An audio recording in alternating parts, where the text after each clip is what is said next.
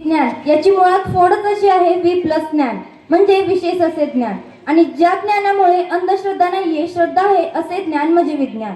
मग बरेच जण विचारतात विज्ञानाचा आणि मानवाचा काय संबंध? तर लक्षात घ्या, माणूस जन्माला आल्यापासून घेतलेला पहिला श्वास ऑक्सिजनचा असतो आणि माणूस जेव्हा मरतो, मेल्यानंतर जेव्हा अग्निडाग दिला जातो, त्यानंतर जी राख शिल्लक राहते ती सुद्धा कार्बनची असते.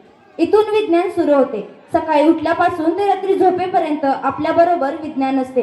आपण सकाळी उठल्यावर इतर जे रासायनिक पदार्थ वापरतो ते सुद्धा विज्ञान असते. तुम्ही ऐकता सुद्धा ते विज्ञान आहे. मी बोलते हे सुद्धा विज्ञान आहे. कुठेतरी घरंगळत गेलेले लाकूड, त्याच्यापासून तयार झालेले चाक, लागलेल्या चाकाचा शोध, दोन दगड एकमेकांवर घासून तयार झालेला अग्नी, ही विज्ञानाची उदाहरणे आहेत. तर नक्की विज्ञान म्हणजे काय मित्रांनो? तर नव्याचा शोध आणि जुन्याचा बोध. नव्याचा शोध आणि जुन्याचा बोध याची बिटवीन द लाईन जी आहे ते म्हणजे विज्ञान. जेव्हा रेल्वेचा शोध लागला, रेल्वे भारतात आली 1853 मध्ये. फक्त 34 प्रवासी बसले होते. लॉर्ड डलहौसी पैसे दिले की बसा या रेल्वेमध्ये.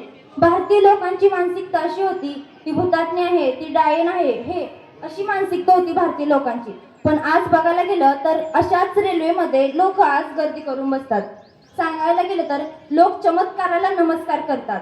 लोक चमत्काराला नमस्कार करतात. फक्त एक सांगायचं आहे, श्रद्धा ठेवा, अंधश्रद्धा नको. नारळ फोडायचा हे डोकं नाही.